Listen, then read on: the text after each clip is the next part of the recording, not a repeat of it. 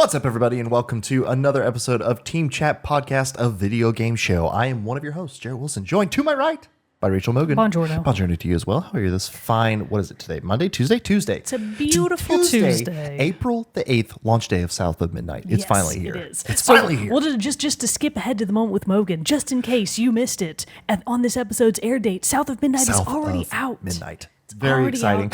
I learned also, too, because... what are you, British? Learnt with the T? I learned also, too, and I just had a little bit of a T sound on the end of the T of the D Get there. out of here with that. I learned the other day. I put on my monocle. Last night and I read dreamt. from my leather-bound books. Anyways, what'd you But learn? I learned that South Midnight, and I don't know how I missed this and all the other releases and whatever about the game coming out, but the game is directed by none other than Ahmed Best, Jar Jar Binks himself. You told me this when we were I think it was before we were started streaming the other day about the Switch too, and that blew my mind. Well, because, and he just posted about it on Instagram because it's his, it's the release day of it, and just saying that motion capture was not a performance, it was not a career really until Jar Jar. He was the start of that because, that was pre even Gollum, all that, and this whole new art form of performance capture. And so now the idea that was pre Gollum is horrifying. Right? I want to throw up in my mouth just hearing that. I don't like that information. Well, there it is for you, folks. Best is hot. I know. And that's an old picture. Now he's graying nicely. Oh, that's actually how I prefer my just go to his Instagram. My handsome gentleman. There you go. There you go. Wait. Okay, which one is recent? This one, because this is him from as the new character he is in Star Wars. Oh my, hell yes. Yeah, handsome God devil. Damn. But yeah, so he was posting on his Instagram about how cool it is to be able to now, since he was one of the pioneers of motion capture, motion performance, to be able now. Another piece of information I don't enjoy hearing. That it was Jar Jar that gets all the credit for this. That Jar Jar Binks is a pioneering character in motion picture technology. Incredible character. What are you talking God. about? But just how cool that is to now be able to direct a video game where the main thing is through performance capture for the actors and everything like that. Very cool. So just the progression and the journey that his career's gone on. So I can't wait to jump into South of Midnight. So definitely going to be jumping into it this week and playing, giving it a playthrough. So he's single or what? No, I believe he's married with children. Damn it. It's never too late. Never too late for now. But anyway, before we jump into all of that, where can you listen to Team Chat Podcast and our musings on video games, Ahmed Best, and everything else under the sun? Well, you can do that on podcast services around the World Wide Web, such as Apple Podcasts, Spotify, Amazon Music, and others. You can also find us on video versions of each episode over on our YouTube channel. Links for all that are in the description below. And you can also find us on social media at Facebook, Threads, Instagram, and TikTok. We're over there where you can watch some of our reels and all that we've been putting out on Instagram, highlights from our recent episodes, streams, and all of that good stuff. And you can also find us on Discord, where we're having a lot of fun when we're not here recording the show. And if you'd like to help make the show bigger and better, because Team Chat Podcast is supported completely and 100% by patrons, you can head over to patreon.com/teamchatpodcast. Patrons just like Allison H, Ark, Brandon W, Bro Mogan, Super Saiyan Ace, Erica L, Elise F, Fuchsia, James K, Michael B, Michael S, Snooty Boots, Susan M, and Zach S. They've headed over to patreon.com/teamchatpodcast, where it's for as little as $1 a month. You can support the show, and in return, we give you cool perks like getting the episodes early before their general weekly release, access to a private channel on our Discord server, the Rogues Gallery, and other extra goodies along the way. But for everyone who subscribes to our Patreon and everyone who supports the show for free by subscribing, writing us reviews, telling your friends, all of that goodness, that helps make the show bigger and better, and we're thankful, grateful, and love each and every single one of our viewers, listeners, patrons alike. Heart emojis. Heart emoji. You skipped the part where if you can't support us on Patreon and the whatnot. Oh, that's true. I did. Well, I was trying to manipulate we'll the script streamline a little bit. Streamline it a bit, because I do still, even after all these years of doing Team Chat, nigh on 10, the intro can be a little bit of a tongue twister sometimes. But just in case you were thinking, well, I don't have $1 or even perhaps $5. That's true. The free way that you can help support us is just write a little comment on that YouTube I video. did that. I said that Do part. a little subscribey. Yeah. But anyway, all that cool stuff out there to support the show. Yes. And we're grateful for you being here. Thanks for being here, everybody. Before we jump into the main topic of the day, we'll jump back into that moment with Mogan and find out what else is coming soon. I realized I say movement with Mogan next, and so I didn't really have to. I'd already said it, so then I was like, oh no, I'm just going to have to tee it up for the empty for space. That one was a little strange. See, the intros can still be a tongue twister. Anyway, so what's coming out soon? South of Midnight is out now for Xbox Series X and S and PC. So this is temporarily, I hope, a Microsoft exclusive. Yeah. They haven't really announced when it might eventually come to other consoles, but hopefully soon, because it's still the one bastion of gaming I do not really subscribe to. Another one that is already out now is Tiny Garden for Switch and PC. We also have Blueprints for PS5, Xbox Series X and S and PC. Crashlands 2 for PC, iOS, and Android. Monster Energy Supercross 25. Oh, game of the year. Ooh, so sorry, there was actually a spec on my screen, so I was like, it's either 25 or 2.5, and I couldn't, and it was just the spec on my screen. Anyways, that's out for PS5, Xbox Series X and S, and PC. We've also got Pylo and the Holobook for PlayStation 5, Xbox Series X and S, PS4, Xbox One, Switch, and PC. That's out for everything. All the things. Promise Mascot Agency, the new game from the development team behind Paradise Killer. Ooh. That is out now for PlayStation 5, Xbox Series X and S, PS4, Xbox One, and PC. You picking that one up? Gosh, if it weren't coming out in the same month as South of Midnight and Clar Obscure Expedition 33, I probably would. I keep forgetting that's coming out too. I know, right? Like, I really got to budget carefully because I want both. Yeah, because I've got South of Midnight, and then May is Doom the Dark Ages, which, that's going to be a good time. Okay. All right. Well, Promise Mascot Agency, I promise I'm coming back for you. Sid Meier's Civ 7 is out now for the Quest 3. So, yeah. So if you're a Quest user, good news. It looks like that would be a wild way to play Civ. That sounds so overwhelming. It does, That honestly. Sounds so unappealing. But oh also, my God. I kind of like get the appeal. Like, it's cool looking at the game board, on your screen, but having it projected down on a table and like being able to like manipulate with your hands or however they control it, that feels like, I don't know, it's kind of like in a board game. It's kind of like a board game, yeah, but it's also like in that scene in Star Wars where they're playing that like hollow chess. Oh yeah, it's that kind of thing, and I've always thought that would be a super cool way to play a board game. Nerd. Anyways, Star Overdrive is out for the Switch. The Talos Principle Reawakened is out now for PS5, Xbox Series X and S, and PC. Lost Records, Bloom and Rage Tape 2 is out for PlayStation 5. I believe this is like one of those episodic games, if I'm not mistaken. Yeah. I think it's maybe like either it is Don't Nod or like Life is Strange X developers. Yeah, I believe that's the case. Anyway, so the next installment of that game is out for PlayStation 5, Xbox Series X and S, and PC on April 15th. Also on the 15th, we have Lush Foil Photography Sim, only for PC. Oh. Monument Valley 2, and unclear on whether or not Monument Valley 3 joins them, but those are out now for the Switch. Those are coming out soon for the Switch on April 15th. We've also got Sphinx and the Cursed Mummy. What an old school sounding title for anything. It really is. That sounds like an the old title. LucasArts point and click. I was going to say it sounds like the title of a 1930s pulp short story. That too. Yeah. Anyways, that's out for Xbox One only. This must be a weird port or something. Yeah. Anyways, we'll kind of glaze over that one. Coming out on April 17th, we have Bionic Bay for PS5 and PC. iRobot is out on the 17th as well for the Xbox Series X and S, PS4, Xbox One, Switch, and PC. Like a video game adaptation of the Will Smith movie? It must be. And I think you mean a video adaptation of Isaac Asimov's. I know, but we all get it. No one's going there. No, there's definitely like, Will Smith? Anyways, Indiana Jones and the Great Circle is also getting its PlayStation 5 port on April 17th. A game that I will surely never play, but I know many people like it. I still don't think I'm going to go for it either. Yeah, I think, I mean, maybe if it becomes like a PS Plus or goes on sale, but just like I don't. It's. The Indiana Jones part of it attracts me, but I think I've just seen enough of it now that I'm just like, there's no way I think I'm going to pay that full price to try it out. Unfortunately, you've gotten to the point of, I've seen enough. I don't need to see more. It's not really pulling me in. Mandragora, Whispers of the Witch Tree is out for PlayStation 5, Xbox Series X and S, and PC on the 17th, along with Phantom Breaker Battlegrounds Ultimate for PS5, Xbox Series X and S, PS4, Xbox One, Switch, and PC. Rusty Rabbit is out for PS5, Switch, and PC on the 17th. Gosh, the 17th 19th is a stacked busy day. And then Tempopo. I don't know what that is, but I love the name. Short and snappy. That's out for Xbox Series X and S, Xbox One, Switch, and PC. And that mostly gets us into next week. So I'll skip all this other stuff. Hell yeah. April's a pretty busy month, It is a busy month. I always kind of forget that, like, April, May is really big. And then, the summer stuff kind of takes a lull. And then, like, it feels like August. Yeah.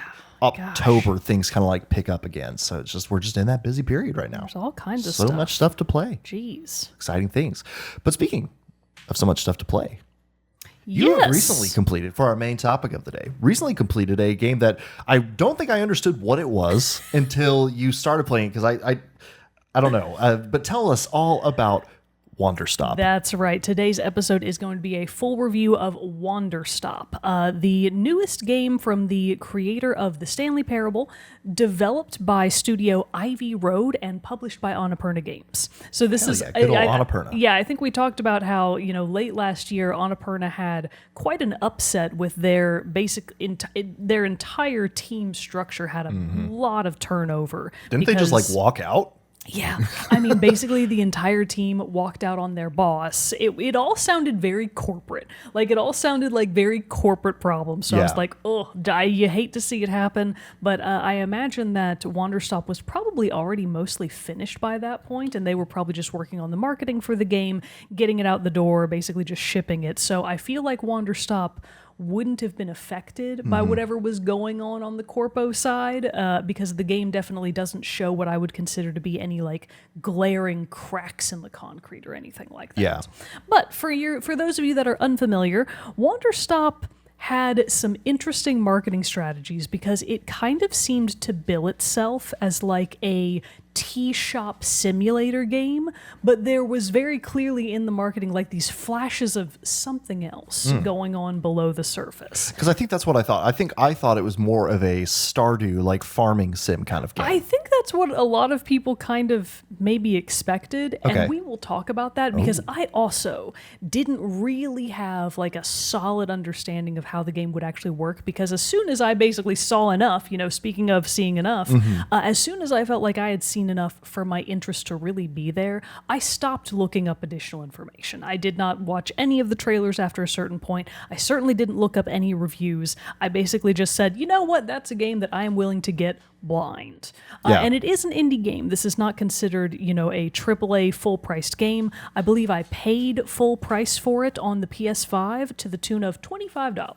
Oh, see it in here. I thought it was a Switch game too. No, a respectable.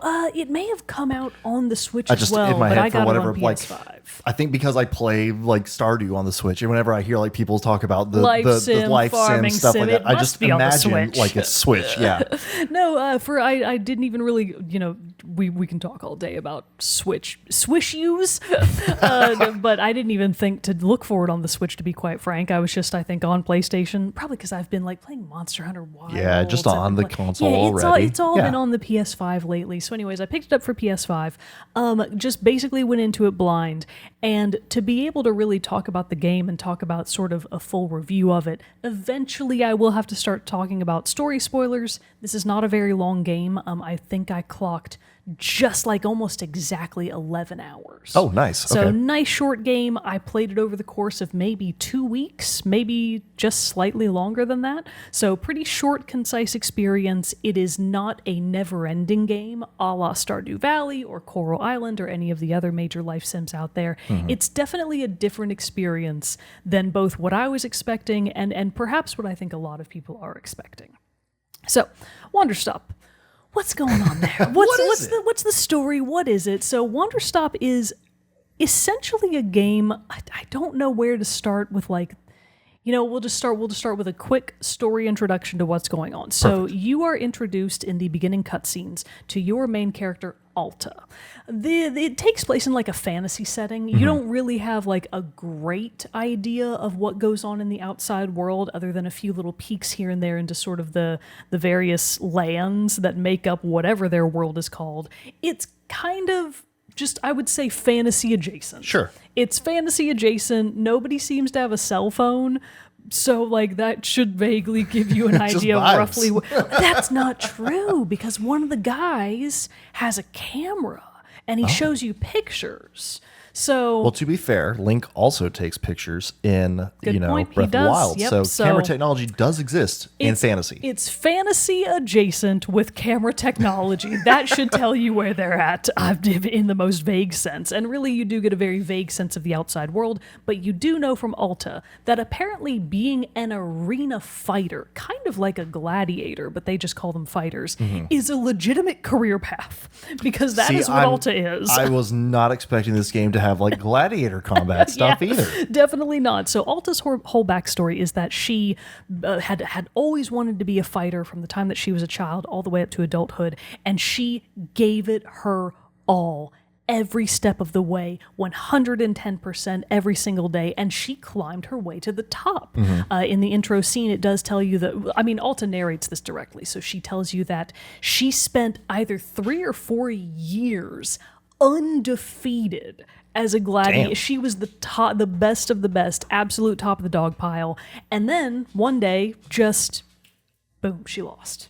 She's not really sure what happened. She just kind of tries to write it off as a one-off, like, oh, I must have just gotten sloppy. I just, got a little stupid. I wasn't really giving it my best that day.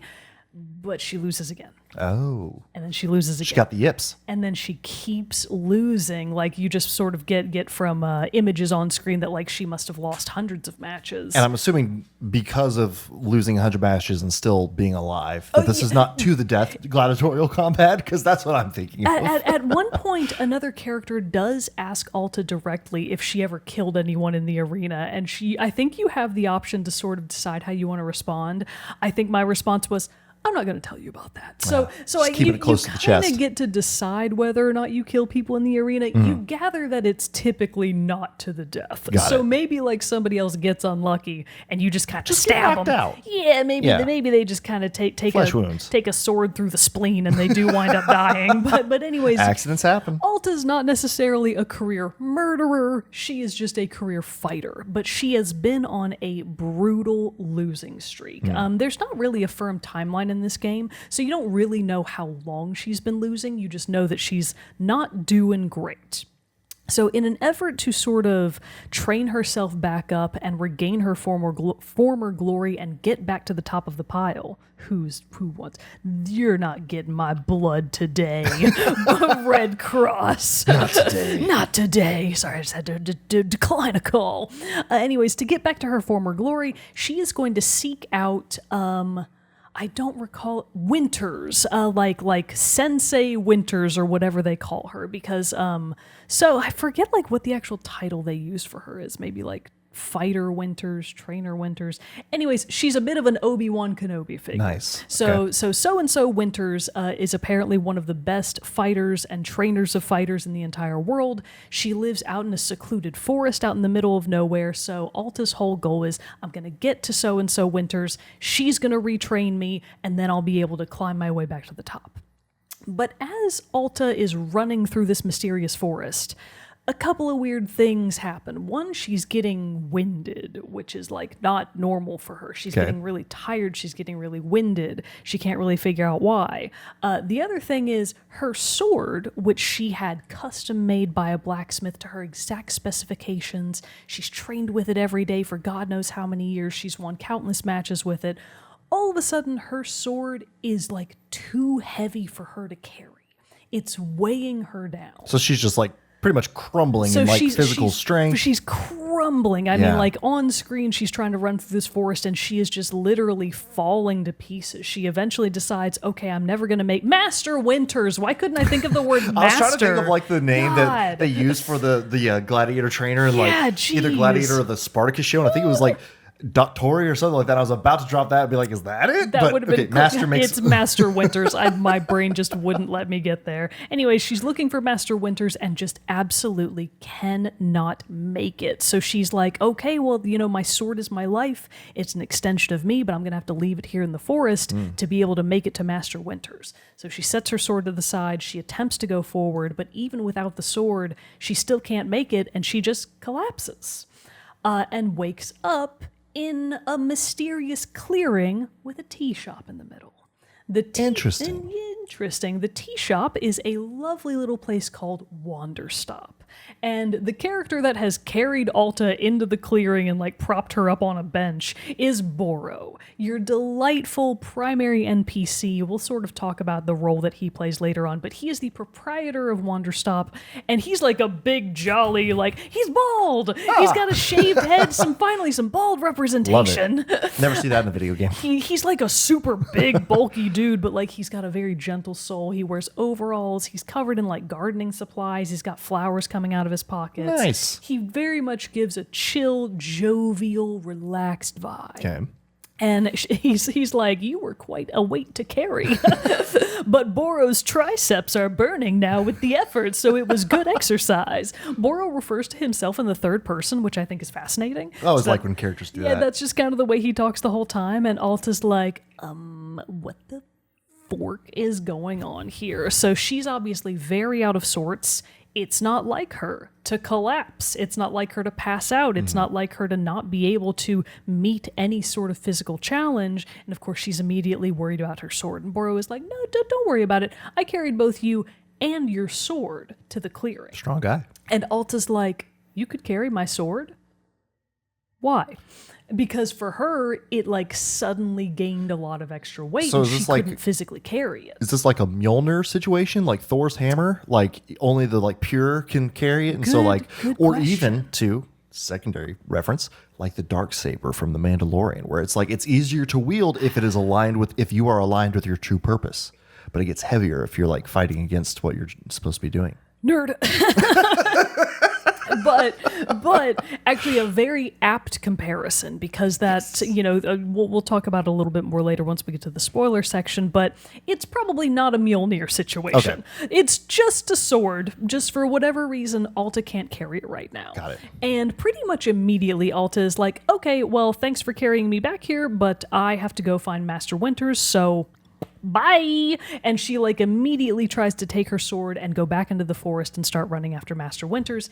The exact same thing happens. She can't do it. She just does not have the capacity. She physically cannot go on. She once again collapses. When you wake up back in the clearing, Boro's there again. He's like, oh, gonna be getting ripped, Boro is, at this pace. So he's like being really good-natured about it, but Alta is increasingly more and more upset and panicking and just having a really bad time because she doesn't understand what's going on. This happens a couple of times, and then Boro is finally like able to talk some reason into Alta, and he's like, listen, you're looking for this Master Winters person, right? Well, maybe you just sort of stay here at the tea shop for a little while and work on making some tea and get some rest. You clearly need rest. That's the thing that must be holding you back. And Alta's like, no. I do not need rest. I do not nap. That ain't me, Boro. So she's just not about it. But eventually, also she just physically cannot go on, so she kind of is out of options. But Right. Boro's like, maybe you actually should just stay, have some tea. I'll teach you how to use my fancy, shop. I need help at the shop that gets almost no customers, probably. But like, sure, I could use an extra hand around here. Sure. So Boro starts teaching you how to run the shop and how to make tea. So now we can talk about the mechanics. Woohoo! So that's the basic story premise. Alta finds herself at Wanderstop through sort of kind of magical, mystical means in this weird forest. Some stuff's going on with her and she can't really figure out what's wrong, but she wants to get back to being a fighter as soon as possible. She's just sort of in an involuntary, what's it called when you take a break? Hiatus. She's taking an involuntary hiatus while she sort of regains her composure, and then she's going to go back into the forest, find Master Winters, become a fighter again, blah blah blah. Gotta say, not at all where I expected the story to go. Yeah. And I mean, just purely off the title, wow, interesting. Okay. A lot's going on. So how the game works, I will say this right off the bat. It is considerably less of a sim in every respect that I would really say. It is much less of a farming sim than I was expecting. It is considerably less of a shop management sim, which is a totally different level of sim that I actually really enjoy. It's really not about that. That is not what Wanderstop is really trying to do. It is much more an experience for the narrative than anything else. So if you're going into Wanderstop and you're really gunning for like a heavy on the life, like a heavy management, heavy life sim, heavy farming sim, you are not going to get that here. So just temper your expectations accordingly. So question, did you know that it wasn't going to be that? So like, had you known more, oh, this doesn't lean as heavy into the farm sim, life sim stuff that I thought, would you have still picked it up? Or, okay. Great question. I kind of already had that sense just from what little I knew about the game. I kind of figured that probably wouldn't be the case, primarily because, again, the developer is the same guy behind the Stanley Parable. And that game was kind of all about subverting expectations. So based on that alone and sort of this, the intentional cracks in the facade that the marketing had already shown, I kind of figured that's probably not exactly what the game is going to be about, but I will admit I did expect more on that sim side, on that management side, and so I kind of did miss that a little bit. So it didn't completely, fall below my expectations on that in that respect, but to a certain extent it did. So, Tea Shop Management 101. There's a couple of things you need to know. One, you got to get the tea. That's right. So the tea leaves just grow on bushes in the clearing. So you just like run around the clearing with a cute little basket and you pick little leaves off bushes. And Boros has like curated the surrounding foliage to only have like the best tea leaves. Yeah, he really Nothing has. poisonous. He's knocking it out of the park on the clearing management side of things. So you go around and you collect tea leaves and then you bring them back inside the tea shop and you basically pour them into drying baskets. That's where the leaves dry and they form tea balls. Basically just, it's exactly what it sounds like. It is a ball of dried tea that you then later use in your tea steeping mechanism that we will talk more about later. But one of the more sort of farming sim type things that you do beyond gathering and drying leaves is growing specific ingredients, because as customers come and go at Wanderstop, they may ask for specific flavors in their tea. So you're not just picking tea and drying it to serve plain tea to the people. That's not going to fly here. You want to make sure that you are flavoring it to their expectations, and that's where a lot of the plant growing aspects come into the game. So you have a certain amount of seeds in your inventory, ranging from 3 to 4 types: blue, green, yellow, pink. Things are not complicated in Wanderstop. You have a certain amount of colored seeds and the different configurations of combinations that you can do among those seeds, basically to cross-pollinate. That's kind of what you're doing here. So you can do small hybrids, which is just like 3 pink seeds planted in a row will create 1 pink plant, and then if you water that plant, it will give you more pink seeds. The same thing goes for blue, green, yellow, etc. But if you do like a pink plant and then a yellow plant and then another pink plant, the hybrid that you get as a result will give you both yellow and pink seeds. Okay. So you can get a couple of different combinations out of the small hybrids, but where the game really like kicks it up a notch is with the large hybrids. So the entire clearing is fair game for growing. There is not one single place that you can grow your hybrids. Everywhere is fair game as long as it has that same sort of hexagonal pattern on the ground when you've got your seeds equipped. Okay. So if you do triangular patterns, so 1 seed in the middle and then 3 seeds on any of the corners, you will get a large hybrid. And again, you can plant all pink in that triangular formation and get a pink large hybrid, which will give you a specific type of fruit. Or you can do green in the center and then blue on the outside, or all yellow or yellow on the outside and then green on the inside. And all of those different combinations give you different types of fruits and plants as a result. Okay. And in your field guide, which Boros so handily provides you with, you can choose to learn specifically what those types of fruits taste like, what are their flavor profiles, what do they do? Does this one particular type of fruit relieve pain, for example? Which of these fruits taste like vanilla? Which of them gives you caffeine, like specifically, because tea not caffeinated enough for most people these days. So all of these different types of fruits give you different effects, and depending on what your customer asks for, you might need just one. You might need a combination of all of those. So it's not necessarily like a hefty management or farming sim, but there is a certain amount of fun that you can have with learning the different types of hybrids that you can grow and then figuring out fun flavor combinations of those in the teas that you make. But then also on top of that, kind of like planning it, because you still plan like where you plant everything. So like still, maximizing the space in the clearing to be able to have the most yields, or is that not really an important thing since it's like per order?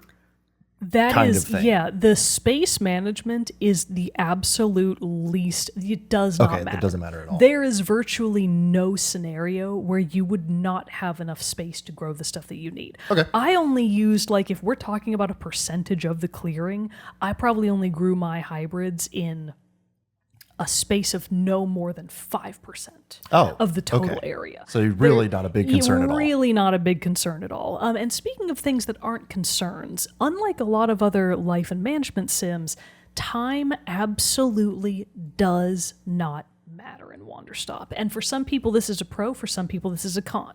If you're the kind of person that enjoys sort of working against the clock as part of your management or life sims, this is probably not going to check off a lot of your boxes. Alternatively, if you're the kind of person that is looking for a relaxing, non-urgent experience, Wanderstop is great at that. There's no day or night. The clearing just sort of exists in its own sort of magical stasis. Okay. Nobody ever seems to need to sleep except for Alta when she passes out. They're drinking too much caffeinated tea. Too much tea. The large hybrids are out of control. Yeah, they're absolutely going crazy out there. So there's no time. Even when customers come to you and request drinks, there's no timer.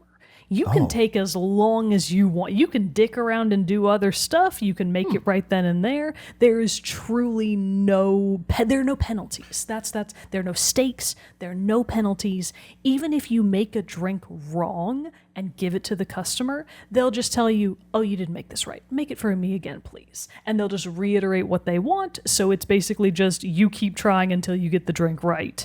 And then you complete that task. So then if there's not like the stakes or the running against the time or anything, what is kind of what is it, just to serve these customers, or like what's the goal that you're shooting for? The driving force really is Alta, because there's no time, there's no sense of urgency really, other than Alta wanting to be able to leave the clearing, but she physically cannot right now. Okay. So that's really what's pushing the story forward, is Alta and her narrative and her story. So the game sort of happens in a series of phases.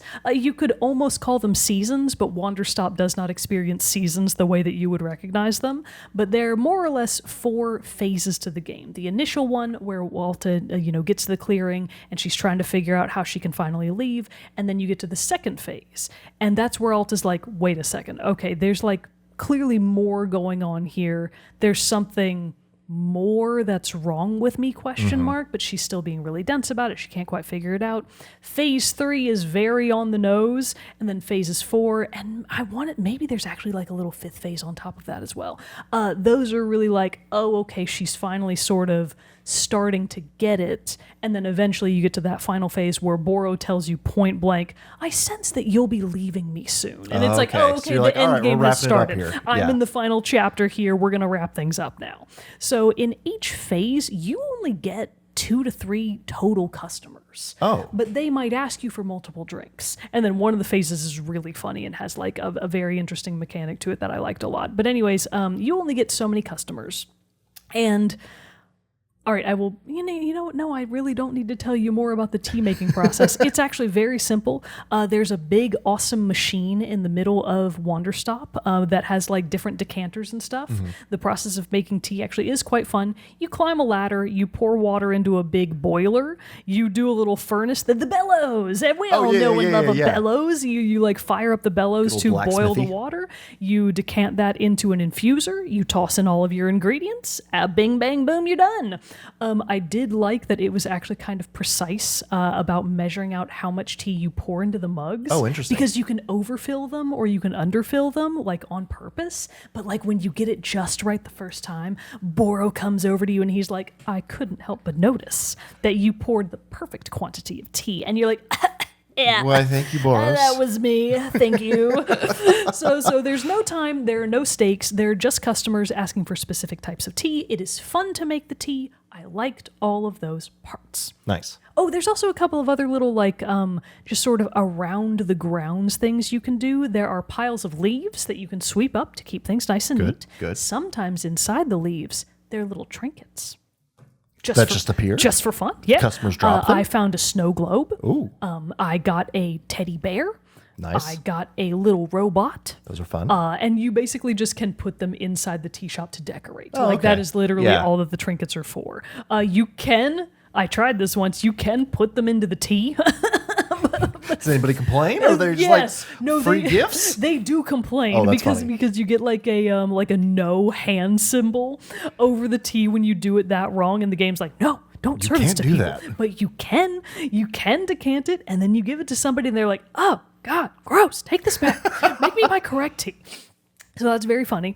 But again, it's not like they leave and don't pay you. Nobody pays you anyways. There's no currency in the land of Wanderstop. It's just friendship. It's just friendship. It's all just vibes, love, friendship, or in Alta's case, anxiety, panic, and bad vibes. She's like really not getting the vibe of Wanderstop, Yeah. but that's all part of her journey. So let's get into spoiler territory then, because that is really where most of the game lives. So if you're not wanting to hear specifics about Alta's journey and what the game really seems to be about, you can kind of tune out here. The TLDR is it is a fun game. I would, depending on where you're at in your personal life, it sort of depends on whether or not I think I would recommend it. Just Mike Plays in the Discord described it as, very accurately, it feels like I'm playing through a therapy session. I kind of wondered, because your description of it and the kind of like tone that the story took of like someone like kind of rediscovering themselves or anything like that, I was kind of like, this kind of seems like it's veering more in the Spiritfarer territory. Yes, it absolutely does. But Spiritfarer was much more of a sim than Wanderstop is. So Wanderstop, that's a great comparison. It's in that same vein, but a little bit shorter of a game all around, a little bit lighter on all of these sim features, just in every which way direction. So if that doesn't sound like the game for you, move along. If that sounds like something you're interested in, give it a shot. Again, it's not a full price game. It's definitely well made. Like visually, it is very appealing. Yes, the pictures or screen captures that you've put up in the Discord and everything have, like, the art style is beautiful. All the colors blend together so well. They really, and which is surprising because it's a very saturated, bold color palette. A lot of very vibrant, bright pinks and purples and greens and blues. So very, very vibrant vistas, even just within the little clearing. And as you sort of go through the different phases, the clearing changes a little bit every time. So you're getting a little bit of a refresh here and there. And then just the plants that you choose to grow, you can move them. Like you can move them around and put them into pots. You can bring them inside. You can do all sorts of stuff, fun stuff with them. So you can definitely really lean into the decoration aspects of it, but that it doesn't do anything. you just can do that if you want to. Sure. So that's Wanderstop in a nutshell. And if you don't want to hear about the story, tune out now. Otherwise, we're going right ahead with it. Nice. So I believe I actually did hear this in one of like the promo videos that I did manage to watch, or maybe it was like a video with the director of the game where he just sort of says outright that the story of Wanderstop really deals with burnout. That's specifically how he describes it. So I'm not sure that I exactly see burnout when I see the game, but it absolutely is an allegory for greater issues. It is not about just not being able to fight, obviously. Alta's sword did not just magically get heavier. She's not just losing breath in the forest and not able to fight anymore because some like magic spell cursed her or something like that. Yeah. She is going through severe mental issues that are preventing her from being able to fight at her best. And there is a chance that she will never be able to be that same person again. Sure. And that is the whole point of Wanderstop, is Alta trying to get through these both mental and emotional hurdles of figuring out, who am I if I'm not a fighter? If I can't do this thing that is my life's work anymore, what's the point? Yeah, Like, what why? am I? What am I even? Who am I? What am I? What am I going to do next? And she definitely has a lot of struggles with coming to terms with those questions. And there is no clear-cut answer at the end of Wanderstop. I mean, obviously, Alta does eventually get to leave the clearing. Sure. She finally regains enough of herself that she is able to strike out on her own again. Whether or not she goes back into the regular world to be a fighter is left open-ended. But the way that the game sort of unfolds the narrative to you, I actually really like, because the clearing, it is not clear. It's unclear on whether or not Wanderstop is, air quotes, real or not. Is it a real place? Is it all in Alta's mind? Or is it a real place but in the magical sense? Where like, because she did definitely enter a magical forest. And maybe it's just that you find the clearing if you're the kind of person that needs it.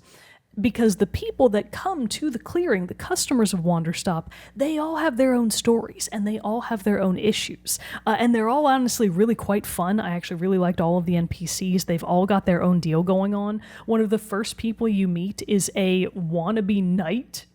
Not a fighter, a knight, like an old school knight in shining armor. But like you can see in combination with his armor that he's got on like a regular button-down shirt and a tie, and like he's like trying to be a knight to impress his like 10-year-old son. Aww. Because he's a really like dopey dad, but his heart is so in the right place. He's just so uncool. He's like, this'll prove to my son that I'm cool. So you like help him figure out his knightly pose, and then he goes through showing you all kinds of pictures of his son, and you're like, okay, great, Gerald. I love hearing about that. And then at various points of the game, Gerald will go back out into the clearing, and then maybe he comes back later for tea. But when he leaves, you have the options to say, goodbye, Gerald, good luck, Gerald, and don't die, Gerald. and every time he left, I was like, don't die, Gerald. Come on back. Because he seemed like the kind of high-energy, dopey dad that was definitely going to get himself into some trouble. Oh, no. And he has what is clearly a curse on him, because he like reveals through very positive, high-spirited conversation that he did encounter a witch, and she may have placed a very terrible curse on him. So, like, is he going to get back to his son, Timothy? Maybe not. But the more that you talk to both Gerald and other NPCs, you sort of eventually get to the conclusion with all of them that maybe they are real, and maybe their struggles just kind of happen to align with Alta's. But in many cases, it's sort of the deal that they are dealing with stuff that are clearly allegorical and metaphorical to what Alta is dealing with. Like being too stubborn to be able to realize that what you're doing is not what's best for you. Or just doggedly trying to get to a specific place when like you clearly don't need to be doing that. It's all of these people that are trying for something that is maybe unrealistic or against their own best interest. So it's interesting to interact with these characters, and you're like, Alta, do you not see yourself in them? That is clearly what is happening here, but she's so bullheaded, she absolutely cannot see it. Until you get a couple of phases into the game. Now, eventually, so the phases. There comes a point in every phase where the other characters in the clearing, the customers of Wanderstop, will just sort of stop responding to Alta. Like, they'll come up and try to talk to her, but they have no dialogue. And Alta's like, hello? What's happening here? What's going on? And the first time it happens, it's just weird. And then Boro kind of comes over and he's like, oh, maybe it's time we go pray at the shrine. Because they've got this little weird shrine over here under a big, beautiful willow tree. And he's like, let's light the candles. And maybe you'll meditate at the shrine. And when you do, you sort of go into the next phase of the clearing. And all of the customers that were in the previous phase, they are gone now. And they will be replaced with new ones that come and go as they please and that all have their own stories. So these various phases are basically different steps of Alta trying to come to terms with what's going on in her life. And as a sort of the halfway point of the phases, she eventually sort of unlocks a lightly suppressed memory that actually she did find Master Winters. Oh. She succeeded. She got through the forest. She found Master Winters. That Master Winters was a real person. Okay. She sat in Master Winters' house and told her about her troubles and asked her to train her. And Master Winters said point blank, no. I don't think you are in control of yourself based on what you've told me. I am not going to train you. And Alta has a mental break. And she attacks Master Winters and stabs her through. Like, Master Winters is able to block at the last second, but she basically takes Alta's sword through the arm. Oh, shit. And she's like, get out of here. And the whole time Alta's like, oh my God, that wasn't me. That wasn't me. I don't know what happened. You know, I didn't attack you, I swear. And Master Winters is like, oh, you did. Took them arms. You kind of did. So obviously Master Winter sends you packing. You now understand that Alta's sword being too heavy to carry, it's probably a combination both of her not being able to fight anymore and also the fact that she did something terrible. Right. And kind of suppressed that memory because she couldn't even really deal with it at the time. So there's a lot of stuff going on with Alta that is really no bueno. And Boro the whole way is just like, I really think you need to rest. And the whole time Alta's like, no, I just have to figure this out. And you're like, okay, but maybe the resting would help you figure it out, actually. Yeah. So that's the long and short of it, is that you eventually meet a character that kind of, I mean, it's very on the nose. The final character that now, you know what?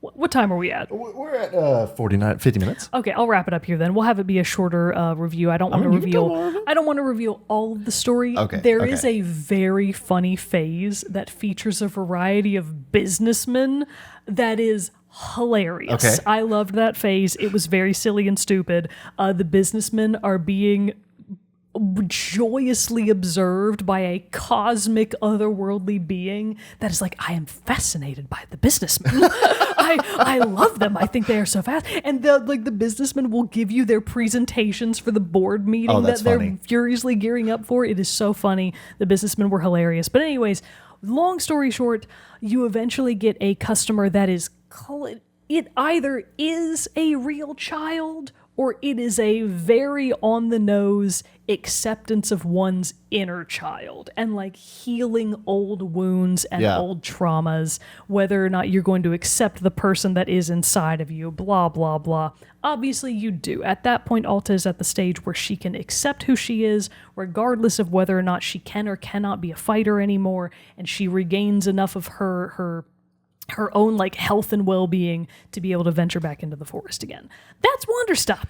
I don't want to give like all of it away because it's a pretty good game. Yeah. But it's so whether or not I would recommend it, honestly, it's not a lighthearted game. It's actually quite heavy. And a lot of the conversations that Alta and Boro and Alta and the other characters have, even though they do have their humorous moments, the subject matter itself is really quite hefty. So if you're maybe not at a place where you feel like super great about yourself and your own mental well-being, it might not hit well. I mean, that's the thing. I'm not sure. Maybe it will. Well, see, and that's what I'm is kind of interesting as you are telling me about this. And again, like just shocked that that's where the story of this game went, because that's just not at all. It really took a turn. It took a big turn. But it also made me more interested in it because I was like, oh, interesting. Like, you know, I love a game when it like, you know, Grease that goes or Rhyme that like deals with grief and in sadness and all that stuff. But burnout is specifically as a topic, which I know it's like becoming a very big thing in today's culture and everything like that. Interesting as a subject, but as you're explaining it and talking about it, I'm going to get a little like personal or whatever, but all of these things that you're saying that like Alta is her doing, it's just like literally just talked about all that shit with my therapist yesterday. And that's what Father Mike was saying, and that it feels like you're playing through his therapy session. But honestly, at the same time, feels like, oh, maybe I'm kind of like, maybe I should give it a shot. And maybe it might actually like be kind of a good, like, in a way, a therapy session, because it is a lot of stuff, you know, that I've been dealing with a lot lately. Like, you know, for those who may not have known, picked up and whatever stuff like that, like I got laid off 2 years ago, and I've been still working and doing like freelance stuff and video, things like that through all of that, but like still looking. And it's one of those things of, it's like, I've done video now, like professionally for 15-ish years. And it's kind of the thing of like, literally had the conversation of, is it time for something new? Yeah. And, you know, and that's just kind of the thing of like, that's scary. It's heavy. Yeah. And you know, trying, like, I'm 34, almost 35. Like, what does that look like? And I know people do this and people like reinvent, but so it's interesting. So I'm kind of like, oh, dip. Like what Wanderstop might actually be good for you. Coincidence, a lineup of timing. So I'm kind of more interested in it, not gonna lie. Yeah, and I think I mentioned earlier that I personally didn't really see burnout at the core of Wanderstop. Yeah. I saw aging because I was yeah, like, oh, sure. this hits different when you Yeah. are getting older. Because it's like, yeah, what if I can't do all of the things physically that I used to be able to do? And I can imagine that if you're any sort of athlete, Oh, for sure. Wanderstop is probably going to feel bad at times because Yeah. it's like, yeah, man, you might never be as good at XYZ thing again as you used to be. And just eventually we all have to get used to that because if you live long enough, you're eventually not going to be, at the same peak that you once were. So, I mean, good God, the amount of aches and pains I wake up with. yes. Oh my God. So We like, both recently have incapacitated ourselves due to shoulder goodness. or neck injuries. Yes, so athleticism, aging, burnout, just the ebbs and flows of anybody's professional life, those are all very much going to bring up a lot of feelings Yeah. if you play Wanderstop. So again, I can imagine that it won't be for everybody, but it's a well-made game. It's definitely a well-made game. It's a nice, precise 10 to 11 hours. Cool. There were certain things about it that I did not love, specifically in terms of the way your inventory works. It's not that it's unusable, it's just a little clunky. Okay. Just from a mechanical standpoint, some of the things about the inventory management is a little bit clunky, but I mean, that's like one of the rare complaints I have. It didn't crash on me. The graphics were great. It runs great, other than the inventory being a little so-so. And depending on where you're at with your life, the story may be hitting or maybe not. I think it's a pretty good game. And if you feel like any of that sounds good for you, give it a shot. I mean, legitimately, I'm not just saying it. I legitimately kind of want to play it now. I Because wish I I'm could curious. loan it to you. I'm assuming digital. You bought digital? Yeah. But I believe this was a game that didn't get physical releases. oh, but wait. You're signed in my PS5. I might be able to just download it. Just go get it, bro. Yeah, I'm just gonna try it out. I'll I give it a think I shot. uninstalled it immediately. Damn it! But you can re-download it because I think I was like, I need the space. I got new shit coming on. Oh, because actually, one other minor complaint. This is the kind of game that you can platinum just by playing the game. Oh. And I know that some people Hell yeah, like you got a that, new platinum. but I don't think that that's worth it. I think you should have to work for it. Blood, sweat, and tears to get those platinums every Yeah, time. apparently so. Anyway, so I fun platinumed stuff. the game and I was like, well, I platinumed it. I can just Hell uninstall. yeah. I'm done. Yeah, no need to go again. Yeah, but Literally can't miss anything. That's cool. log into All my right, account, see. though. See if you can download it. Okay, I'll give that a shot. But yeah, that sounds like a really fun game. Again, covering a subject matter that not necessarily what I had anticipated it covering. And honestly, yeah, sounds like a more intriguing game for it. So I definitely want to give it a shot. But if you have played Wanderstop as well, along with Mogan, well, we would love to hear your thoughts on the game as well. So send us an email at teamchatpodcast@gmail.com or comment below wherever you're listening to or watching the show. Join our Discord, talk about it with us there. We would love to hear from you. But I think that wraps up this episode of Team Chat Podcast. Come back next time for another exciting episode where I'm sure we'll be getting into hopefully some South of Midnight stuff here coming up pretty quick, as well as I've got another review coming up in the pipeline. So some good stuff coming up soon. So we'll stick around and we'll see you on the next episode. Bye. Ooh, I love that little unison bye. That was perfect.